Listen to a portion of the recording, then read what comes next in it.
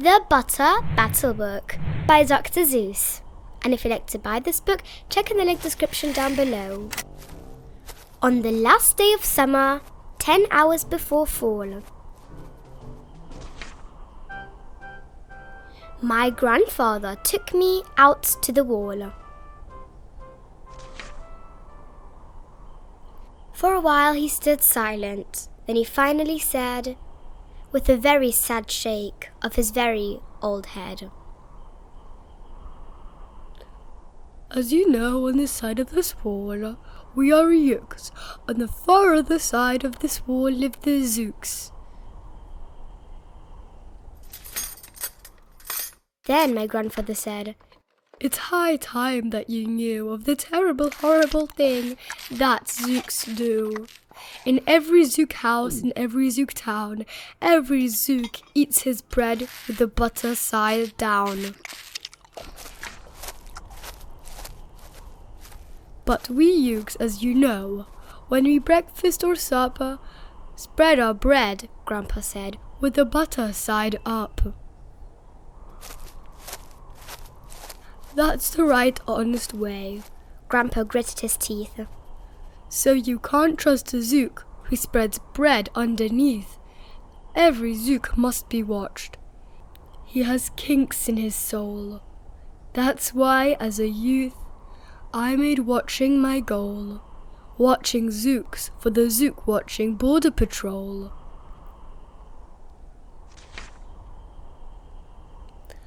In those days, of course, the wall wasn't so high, and I could look any Zook square in the eye.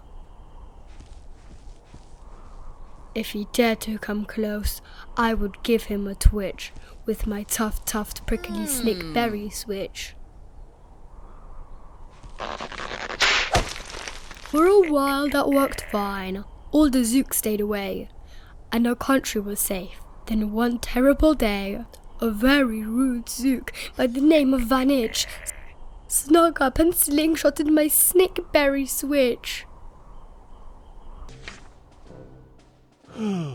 With my broken off switch, with my head hung in shame, to the chief Yukaroo in great sorrow I came. But our leader just smiled. He said, "You're not to blame, and those Zooks will be sorry they started this game. We'll dress you right up fancy suit. We'll give you the fanciest slingshot to shoot." And he ordered the boys in the back of the room to figure how to build me some sort of triple sling jigger. With my triple sling jigger, I sure felt much bigger. I marched to the wall with great vim and great vigor, right up to Van Itch with my hand on the trigger. "I'll have no more nonsense," I said with a frown, "from Zooks who eat bread with butter side down." Van Itch looked quite sickly. He ran off quite quickly. And I'm happy to say he came back the next day in a spiffy new suit with a big new machine, and he snarled as he said, looking frightfully mean, "You may fling those hard rocks with your triple sling jigger, but I also now have my hand on a trigger. My wonderful weapon, the jigger rock snatch 'em, will fling 'em right back just as quick as we catch 'em. We'll have no more nonsense. We'll take no more gup from you Yooks who eat bread with the butter side up."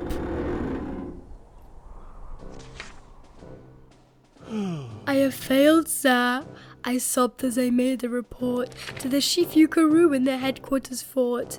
He just laughed. "We've done nothing at all of the sort. Our slingshots have failed. That was old-fashioned stuff. Slingshots, dear boy, are not modern enough. All we need is some new-fangled kind of gun. My boys in the back room have already begun. Think up a walloping whiz-zinger one. My bright boys are thinking they're on the right track. They'll think one up quick and we'll send you right back. They, though, did a great one. They certainly did. They, though, a pub gun called a kick-a-poo kid, which they loaded with powerful poo-a-doo powder, and ants, eggs, and bees' legs, and fried clam chowder. And they carefully trained a smart dog named Daniel to serve as our country's first gun-toting spaniel. Then Daniel, the kick-a-poo spaniel, and I marched back towards the wall with our heads held up high. While everyone cheered, and their cheers filled up the sky. Fly, fly for the butter side up, do or die! Well, we didn't do, and we didn't quite die, but we did sure get worst. Poor Daniel and I. Vanich was there too, and he said, the old pig, The boys in my back room invented this rig called the 8-nozzled elephant-toaded boom blitz. It shoots high explosive sour cherry stone pits and will put your dumb kick-a-poo kid on the fritz. poor Daniel and I were scared out of our wits. One more by Vanich, I was bested and beat. Once again I limped home from the wall in defeat. I dragged and I sagged, and my spirits were low as I thought that they ever could go. When I heard a boom-ba and a diddle-dee-dill, and our butter up hand marched up over the hill. The chief Yukaroo had sent them up to meet me, along with the right side up song girls to greet me. They sang, "Oh, be faithful, believe in they butter," and they lifted my spirits right out of the gutter. My boy, smiled the chief Yukaroo, we've just voted and made you a general. You've been promoted.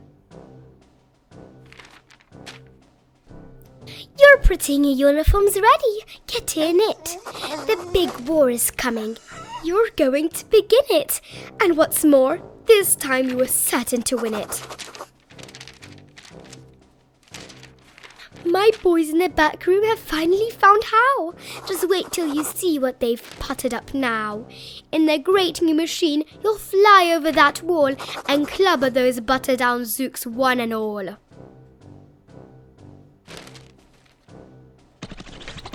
Those boys in the back room sure knew how to putter. They made me a thing called a utterly sputter, and I jumped aboard with my heart all a-flutter and steered towards the land of the upside-down butter. This machine was so modern, so frightfully new. No one knew quite exactly just what it would do. But it had several faucets that sprinkled blue goo, which somehow would sprinkle the zooks as they flew, and gum up that side-down butter they'd chew. I was racing pell-mell when I heard a voice yell, If we sprinkle our zooks, you'll get sprinkled as well. Vanich had a sputter exactly like mine, and he yelled, My blue is working just fine, and I'm here to say that if zooks can goo zooks, you'd better forget it, 'cause zooks can goo yooks. I flew right back home, and as you might guess, I was downright despondent, disturbed, and depressed. And I saw, just as soon as I stepped back on land, so were all of the girls of the Butter-Up band. The chief drum majorette, Miss Yuki and Sue, said that they're pretty sour flight that you flew, and the chief Dukaroo has been looking for you. I raced to his office.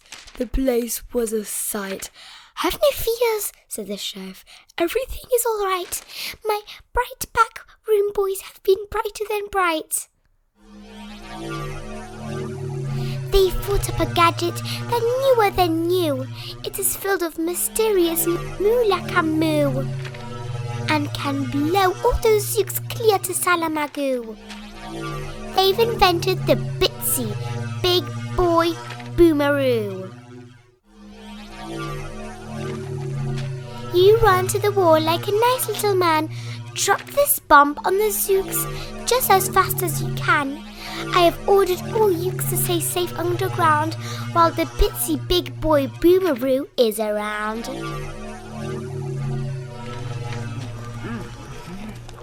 As I raced for that wall with the bomb in my hand, I noticed that every last Yuke in our land was obeying our Chief Yukaroo's grim command. They were all bravely marching with banners aflutter down the hall for their country and right side up butter. That's when Grandfather found me. He grabbed me, he said, "You should be down that hole and you're a beer instead. But perhaps this is all for the better somehow. You will see me make history right here and right now." Grandpa leapt up that wall with a lupulus leaf, and he cleared his hoarse throat with a bupulus beep. He screamed, "Here's the end of that terrible town full of zooks who can eat bread with their butter side down." And at the very instant we heard a clap, clap on the feet of the wall, and old Van Itch clapped up. The boys in his back room had made him one too. In his fist was another big boy boomeroo. "I'll blow you," he yelled, "into pork and wee beans. I'll butter side up you into smallest smithereens." "Grandpa!" I shouted. "Be careful! Oh gee, who's going to drop it? Will you or will he?" "Be patient," said Grandpa. "We'll see. We will see."